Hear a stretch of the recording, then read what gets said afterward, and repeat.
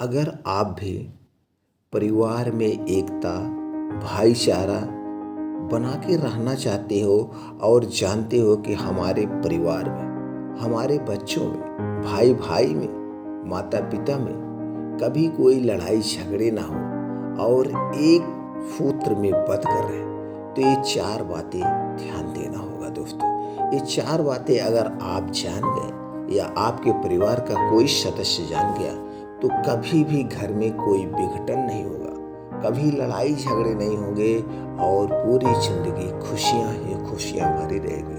तो दोस्तों, वो 4 बातें जानने के पहले एक बार प्रेम से बोलिए जय श्री राम, राधे राधे। दोस्तों, कोई भी शुभ काम करने के पहले अगर आप भगवान का नाम ले लेते हैं, स्मरण कर लेते हैं, तो आपकी सारी मनोकामनाएं, सारे काम पूर्ण हो जाते हैं। तो दोस्तों, चलिए वो बातें जानते हैं। उसके पहले कि आप हमारे चैनल में नए आए हैं तो चैनल को सब्सक्राइब करके बेल आइकॉन का बटन ऑन कर दीजिए और दोस्तों ज़्यादा से ज़्यादा लोगों तक शेयर कर दीजिए, क्योंकि मेरा एक ही उद्देश्य है, अच्छी से अच्छी बातें, जानकारियाँ आप लोगों तक पहुँचाएं। एक कहानी के माध्यम से पहुँचाते हैं। तो दोस्तों, चलिए पहले हम कहानी सुनते हैं, फिर कहानी में हमें वो 4 बातें समझ में आएगी। कौन सी 4 बातें हमें अपने परिवार में अपनानी चाहिए जिससे हमारे परिवार में सुख, चैन, खुशियां बनी रहे। यह परिवार भोला नाम के एक गरीब किसान का है। भोला नाम का एक गरीब किसान रहता था। उसकी एक सुंदर सी पत्नी थी, सुशील पत्नी थी। पत्नी उसके आस्था में ध्यान रखती थी, पूजा पाठ करती थी, जो भी समय मिलता था। भोला भी बहुत, उसका नाम भोला था, वो ऐसे भोला था भी, बहुत ही भोला था।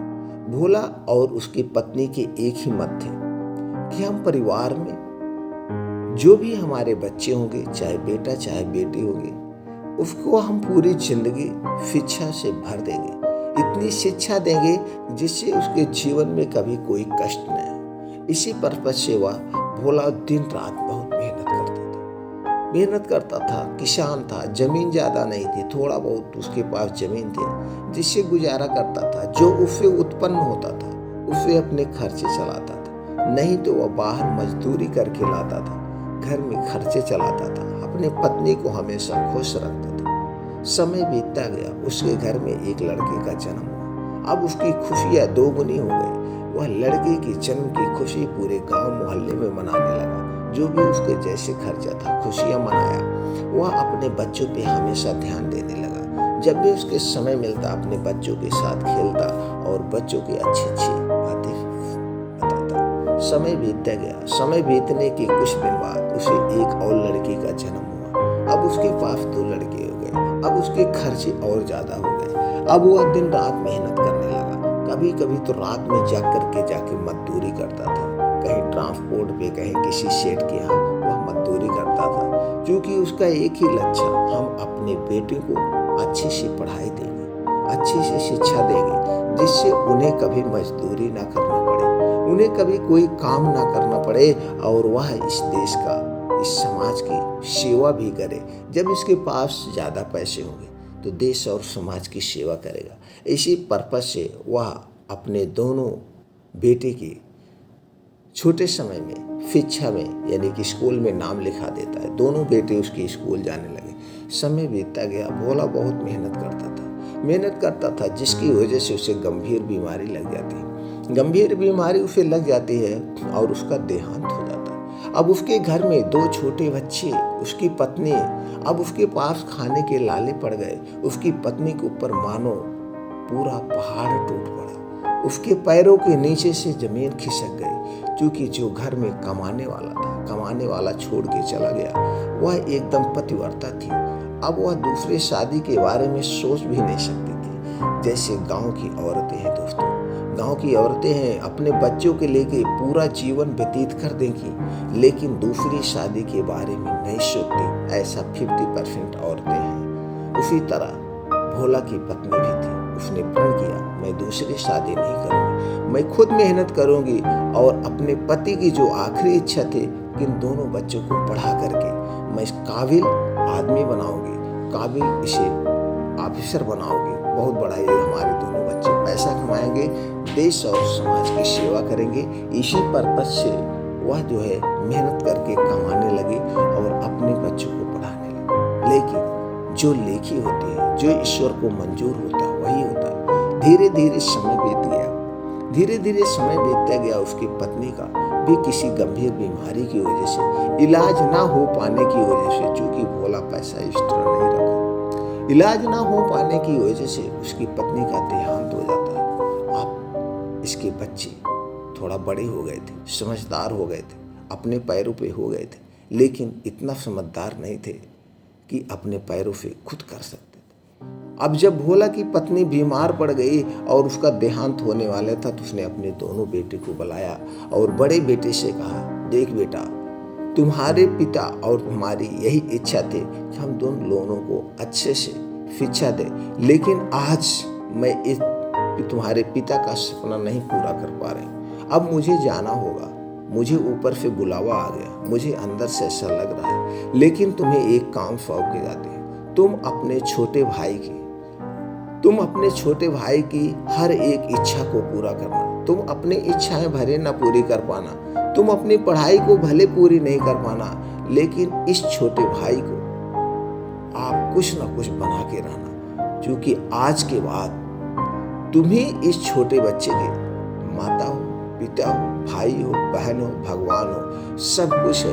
तुम्हें इसका ध्यान रखना। उसने अपनी माँ को प्रणाम किया। माँ, आप चिंता मत करिए, आप ठीक हो जाएंगे और मैं इस छोटे भाई के लिए अपनी पूरी जिंदगी निछावर कर दूंगा। आप जैसे आपके सारे सपने को पूरा करूंगा। मैं कमा कमा करके अपनी भी पढ़ाई करूंगा और इसकी भी पढ़ाई करूंगा। ये सारी बातें होते ही उसकी माँ की आंखें मूंद जाती हैं, वो भी इस दुनिया को छोड़ के चले जाते हैं। अब दो अनाथ बच्चे कैसे अपने जीव को पार्जन करेंगे, जिसके खाने की कोई वस्तु नहीं है, घर में कोई बैंक बैलेंस नहीं है, कैसे करेंगे? ये सब ऊपर वाला ही जानता है। समय बीतता गया, इन्होंने अपने माँ तक कर्म करके काम जो भी करना था काम करके निपटाया। अब बड़ा भाई कुछ समझदार था, वह मजदूरी करने जाने लगा, मेहनत करने जाने लगा और समय पाता था तो घर पे बैठ के पढ़ता था। अपने छोटे भाई की बहुत अच्छे से देखभाल करने लगा। छोटे भाई को इतना प्यार करता था कि माँ का भी प्यार देता था, बाप का भी प्यार देता था, भाई का भी प्यार देता था। कभी उसे रोने तक नहीं देता था। उसको स्कूल भेजता था, कहता था भैया तुम जाओ, हम भी पढ़ लेंगे, हम घर पे बैठ के पढ़ेंगे, मजदूरी करेंगे, तुम स्कूल जाओ। उसे स्कूल भेजता था और अपने घर पे बैठ के पढ़ता था। पढ़ते बाद वो पेपर देने जाता था, लेकिन ऐसा नहीं हो पाता था। दिन में मेहनत किए रहता था, रात में सो जाता था। कभी कभी इसे स्कूल की फीस भरने के लिए रात में भी जाग के मेहनत करना पड़ता था। रात दिन ये मेहनत करता था। अब धीरे धीरे इसका छोटा भाई पढ़ते पढ़ते ग्रेजुएशन हो गया। इसे और अच्छी शिक्षा देना था। अच्छी शिक्षा देने के लिए इसके पास पैसे नहीं थे। यह दिन रात दिन में किसी की मजदूरी करता था, फिर रात में कहीं और मजदूरी करता था, जिससे कि छोटे भाई की पढ़ाई पूरी हो जाए। अब इसी में कभी कभी ये बीमार भी होने लगा। इसकी दवाएं भी इधर उधर लेकर के खा लेता था, लेकिन अपने छोटे भाई के सामने सब बातें नहीं कर। लेकिन अब छोटा भाई भी ग्रेजुएशन कर रहा था, समझदार हो रहा था। वो जब भैया लेट आते थे पूछता था, भैया आप क्यों लेट आ रहे हैं, क्या बात है? कहते थे आज दोस्त के यहाँ रुक गए, उस दोस्त के यहाँ रुक गए, यही बताता था। अब छोटा भाई कहता, भैया आप कमजोर होते जा रहे हैं, क्या बात है? आप अपने खान पान पे ध्यान दीजिए, हम भी कुछ मेहनत करने जाए। लेकिन उसने कहा, नहीं छोटा, तू काम नहीं करेगा, मैं काम करूंगा। तुम्हें पढ़ करके कुछ बनना है, इस दुनिया को दिखा देना है कि गरीब भी कुछ बन सकता है, गरीब भी कुछ ठान ले तो कुछ कर सकता है। तुम्हें कुछ बन के दुनिया को दिखाना है, हमारे माता पिता के सपने को पूरा करना है। मेरे माता पिता के यही एक सपना था कि तुम कुछ बन के करो तुम दोनों, लेकिन मैं तो नहीं पढ़ पा रहा हूँ, लेकिन तुम्हें बनना है, वो बन के सपने पूरा करना। यही सपना उसकी आंखों में था। वह दिन रात मेहनत करता था, यह सोचकर कि मेरा भाई मजदूरी करके मुझे पढ़ा रहा है, इस समय को मैं दुरुपयोग नहीं करूंगा। वह दिन रात मेहनत करता था और अच्छी सी पढ़ाई करता था। एक बार इसे कोचिंग करना पड़ा और पैसे नहीं थे। अब इसके पास पैसे नहीं थे और काम मिल नहीं रहा था, परेशान था।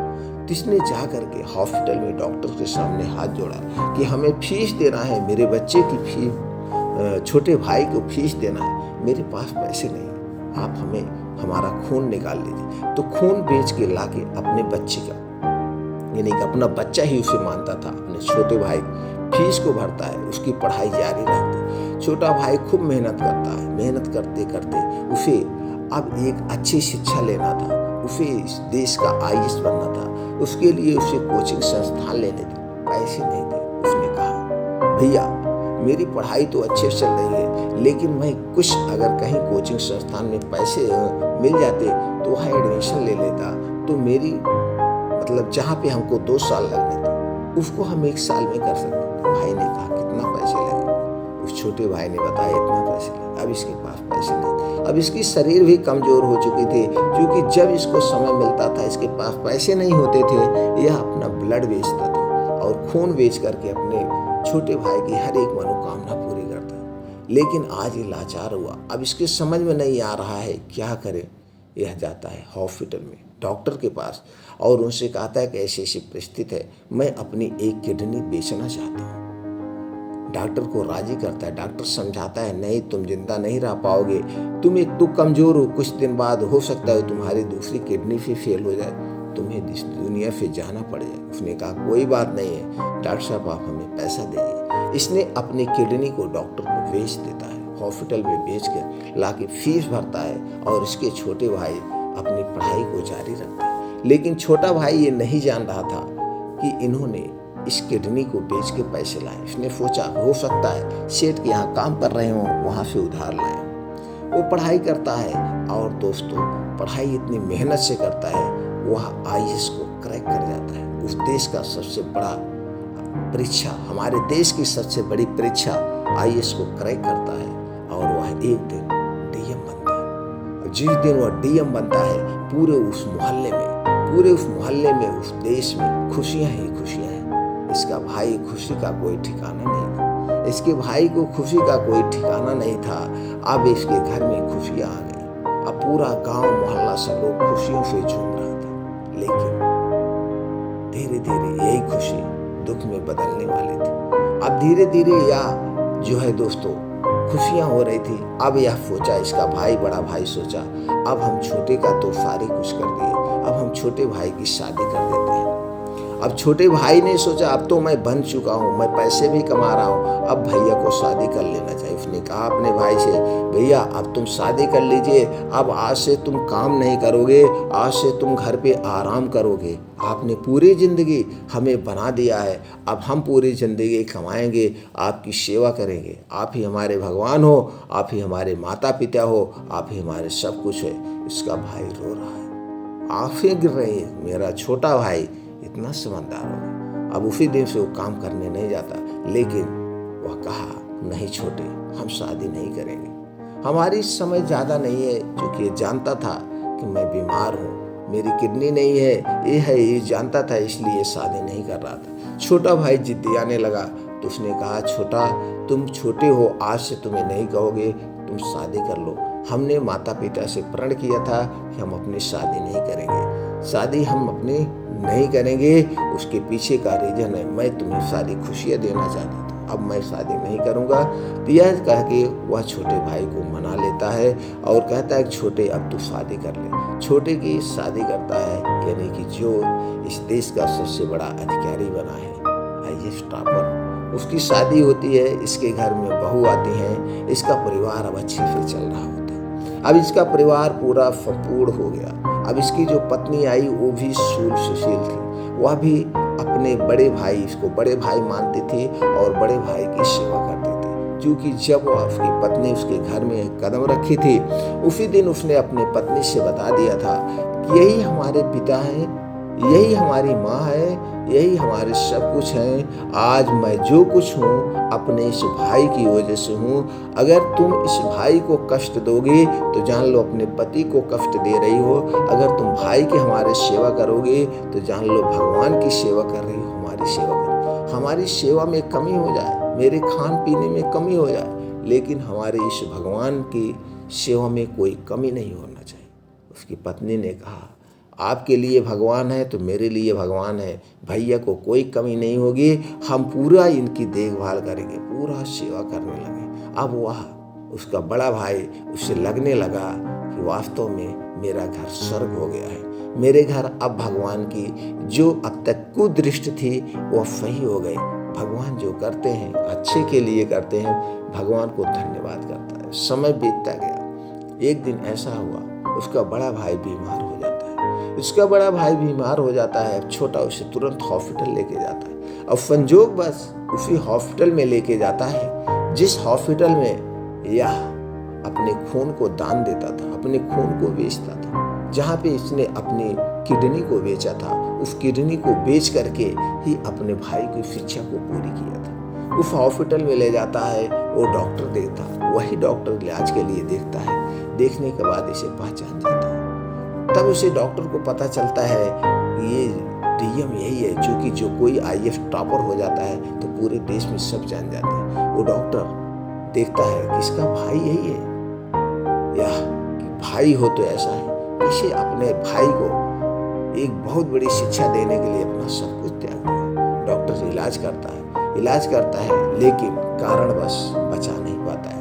उसके भाई की वहीं पे मृत्यु हो जाती है। उसके भाई की वहीं पे मृत्यु हो जाती है। मृत्यु होने के बाद वह तो सबसे बड़ा अधिकारी था, उसके पास आज पैसे की कमी नहीं थी। वह डॉक्टर से पूछता है, क्या डॉक्टर, आज हमारे भगवान को आप नहीं बचा पाए, आपकी सारी डॉक्टरी फेल हो गई, क्यों नहीं बचा पाए? इतना ये मेरे भाई नहीं, मेरे भगवान थे, आप आज एक भगवान को हमारे बीच से उठा दिया, एक भाई का विश्वास टूट गया। तो डॉक्टर बताता है कि तुम्हारा भाई वास्तव में भगवान है, इसने तुम्हें कितनी बार यहाँ पे हमारे यहाँ खून बेचा है और कहा कि हमें अपने भाई को पढ़ाना है, आपको पढ़ाया। इसने अपनी एक किडनी बेच दी, एक ही किडनी थी, वो भी खराब हो गई। तब इसका भाई वहीं खड़ा होकर के दहाड़े मार के रोने लगा, मेरे भाई ने मुझे पढ़ाने के लिए अपनी किडनी को दान दे दिया। सब कुछ सोचा, फिर अपने भाई को गले पैर पड़ के रो रहा है, ऐसे रो रहा है कि वहाँ पे उस समय जो माहौल रहा होगा शायद कोई नहीं समझ सकता। भाई दे तो सबको इसी तरह से दे, लेकिन आज हम जब कमाने लायक हुए तो हम अपने भाई की जान नहीं बचा पाए। दोस्तों, इस कहानी से आपको क्या सीख मिली? ये कहानी का यही एक कर्तव्य होता है, हर एक बड़े भाई का, छोटे भाई का भी कर्तव्य होता है। जिस घर में ऐसे विचार होंगे, जिस घर में इस तरह के विचार होंगे, वह घर स्वर्ग बना रहे, उस घर में कभी कोई लड़ाई झगड़े नहीं हो। इसलिए सब लोग ऐसे विचार रखो, अपने घर को स्वर्ग बना दो, अपने घर में ऐसे ऐसे विचार ला दो जिससे कभी कोई लड़ाई झगड़े ना हो। नहीं तो आज का हमारा जमाना क्या है, पैसे के लिए भाई भाई को मार रहा है, बेटा बाप को मार रहा है, पत्नी पति को मार रही है, कौन क्या नहीं कर रहा। यही क्रूरतियां आज हमारे देश को बर्बाद कर रही हैं। तो दोस्तों, अगर आपकी एक कहानी, छोटी सी कहानी आपके दिल को छू गई हो तो ज़्यादा से ज़्यादा लोगों तक शेयर करें, उनके परिवार में खुशियाँ आए। एक भाई को पता चले भाई का कर्तव्य क्या होता है, तो ज़्यादा से ज़्यादा लोगों तक दोस्तों शेयर करें। हमारा आपसे यही विनती है, पूरे समाज को एक नेक समाज बनाना है, एक खुशी परिवार बनाना है, एक खुशहाल घर बनाना है, यही हमारा उद्देश्य है। इसलिए ज़्यादा से ज़्यादा लोगों तक शेयर करें। फिर मिलते हैं ऐसे ही और ज्ञानवर्धक बातों के साथ, ज्ञानवर्धक कहानी के साथ अगले वीडियो में। तब तक आप अपने परिवार के साथ खुशियाँ मनाइए और खुश रहिए।